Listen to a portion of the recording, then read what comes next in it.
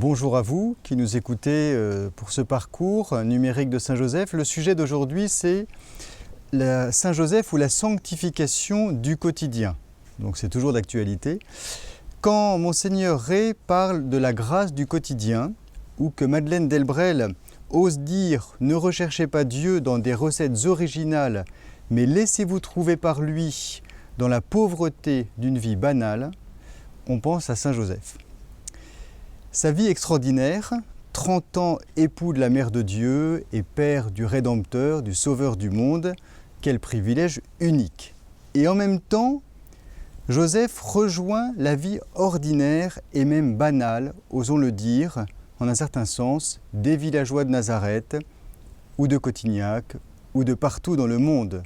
Une vie familiale, une vie sociale, laborieuse, routinière, parfois rude, pauvre, simple, faite de joie et de peine. Et c'est dans cette vie, métro, boulot, dodo, que Saint Joseph est devenu le plus grand saint de tous les temps. Comment est-il devenu ce champion de la sainteté? Tout simplement en vivant avec Marie et Jésus. Tout le reste rayonnait de cet amour, de cette joie, de cette consécration à Marie et Jésus. Il était travailleur par amour, chaste par amour, prudent par amour, courageux par amour, serviteur par amour. On comprend pourquoi saint François de Sales l'aimait tant, lui qui avait pour devise « tout faire par amour ». L'amour dont saint Joseph aimait Marie et Jésus était concret, personnel, joyeux, délicat, avenant. Un amour, c'est vrai, nourri 10 fois par jour ou plus du sourire de Jésus, du sourire de Marie et des mots de Jésus et de Marie. J'ai parlé juste avant d'une vie métro-boulot-dodo, ça vous a peut-être un peu choqué, mais beaucoup de personnes souffrent d'une vie qu'on peut qualifier ainsi, et ils n'ont pas le choix. Eh bien, Joseph, je crois, les rejoint. Voilà pourquoi Joseph est peut-être un saint si populaire, qui rejoint tant de personnes.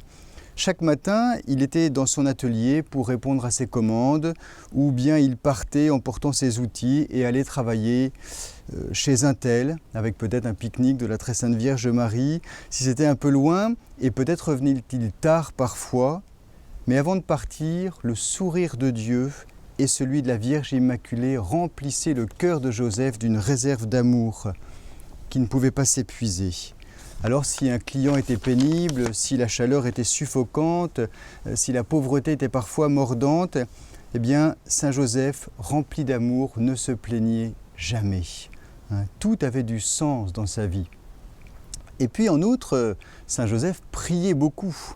Dieu son Père, comme Abraham, comme David, dont il était de la lignée, Joseph priait beaucoup. Le quotidien de Joseph, l'homme juste, était imbibé de prières, d'adoration, de louanges.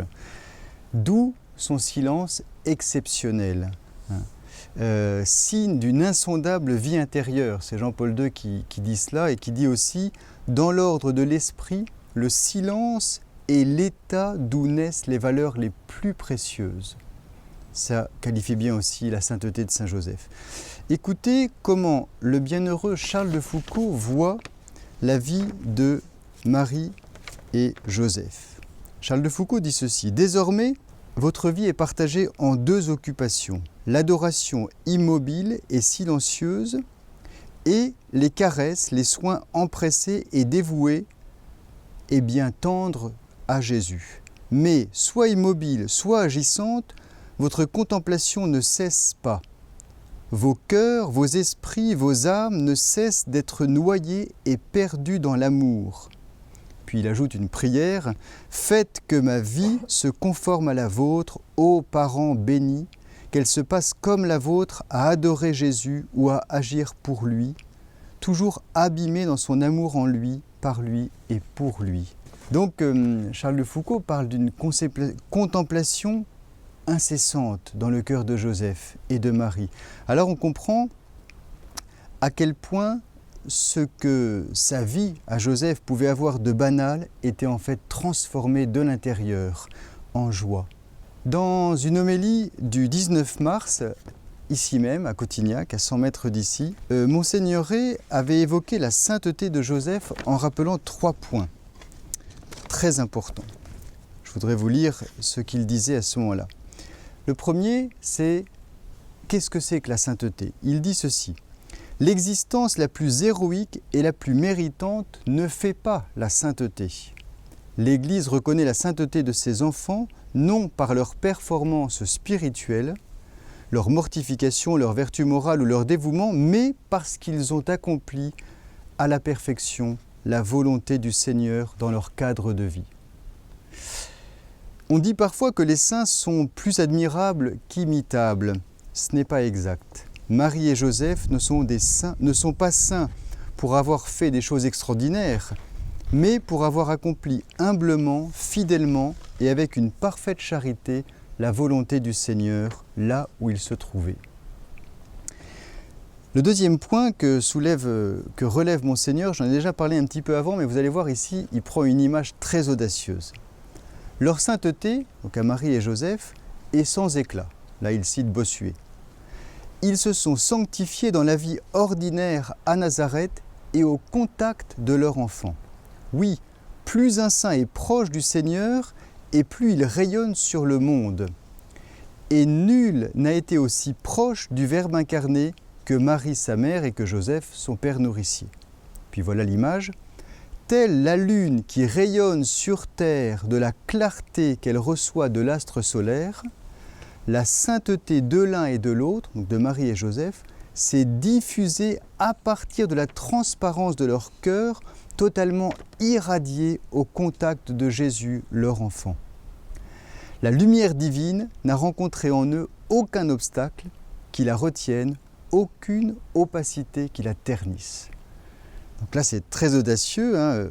Bon, Saint Joseph n'est pas immaculé, mais ici, le Monseigneur Ray en parle comme d'un saint presque sans péché. Il faut savoir que Saint François de Sales ou Alphonse de Liguori pensent aussi que Saint Joseph ne faisait aucun péché. Deux docteurs de l'Église. Et puis le troisième point, Monseigneur dit ceci: Joseph se sanctifie au quotidien et par le quotidien, par le service concret et attentif de Marie et de l'enfant Jésus. Il engage et mobilise toutes ses énergies dans cette tâche, son corps, son travail, ses sentiments, l'affection qu'il porte aux siens, son intelligence pour agir prudemment, sa prière fervente. Donc c'est très concret, encore une fois, cette sainteté au quotidien de Saint Joseph. Et puis je conclurai en citant ce il donne la parole à Paul Claudel, disant au sujet de la Sainte Famille de Nazareth: il n'y a ici que 3 personnes qui s'aiment, et ce sont eux qui vont changer la face du monde. Pourquoi donc? Parce que leur sainteté, elle est accessible à tout le monde. Et elle nous rejoint. C'est tout l'inverse du jansénisme contre lequel Saint Joseph avait lutté en apparaissant ici en 1660. Voilà. Je voudrais maintenant passer la parole à Christine qui va nous partager la place de Saint Joseph dans son quotidien. Bonjour, donc je m'appelle Christine Nivière, je travaille depuis 1 an et demi au sanctuaire Notre-Dame-de-Grâce, à la boutique du lieu des apparitions de Notre-Dame. Et depuis que je travaille dans cet endroit, eh bien, j'ai une relation vraiment très différente avec Saint Joseph. C'est vrai qu'au début, Saint Joseph, je le priais le 19 mars, et puis aussi pour la Sainte Famille, mais j'avais pas une relation très personnelle avec lui, qui était plutôt occasionnelle. Et en fait, j'ai redécouvert Saint Joseph depuis que je suis dans ce sanctuaire. J'ai eu la chance aussi de venir en pèlerinage dans ce monastère à Saint Joseph. Et ça a changé ma vie parce qu'en fait, Saint Joseph, je lui parle tous les jours. Et c'est vraiment il s'est incarné en fait depuis que je suis à Saint Joseph. C'est venu en fait comme beaucoup de saints, un ami finalement à qui je parle, avec qui je converse régulièrement.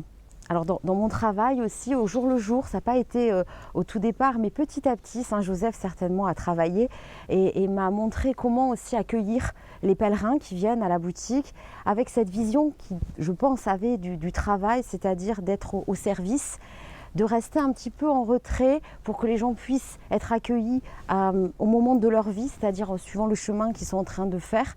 Des fois, c'est un début de chemin, de conversion, ou au contraire des chrétiens très aguerris, et de pouvoir trouver dans la boutique ce qu'ils sont venus chercher, mais pour que ça vienne d'eux-mêmes, sans se sentir, on va dire, un peu oppressés par nous.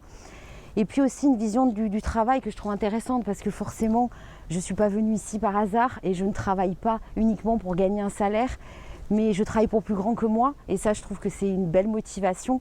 Et comme le faisait Saint Joseph, c'est-à-dire que il avait une valeur du travail qui était très belle. On ne travaille pas uniquement pour un peu d'argent, on travaille aussi pour être avec les autres, pour grandir.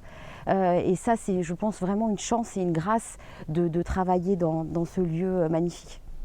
Alors c'est aussi une particularité, c'est que dans mon ancien travail, j'ai toujours eu la foi, mais je ne pouvais pas forcément bien la transmettre. Ici, c'est vraiment une chance, c'est que je peux témoigner de l'amour de Dieu. Et c'est vrai que quand on a la chance d'être enfant de Dieu, on est tellement heureux qu'on a forcément envie que tout le monde puisse avoir la même chance que nous, d'être en joie, de voir la vie sous le prisme de la Sainte Famille et de l'amour surtout.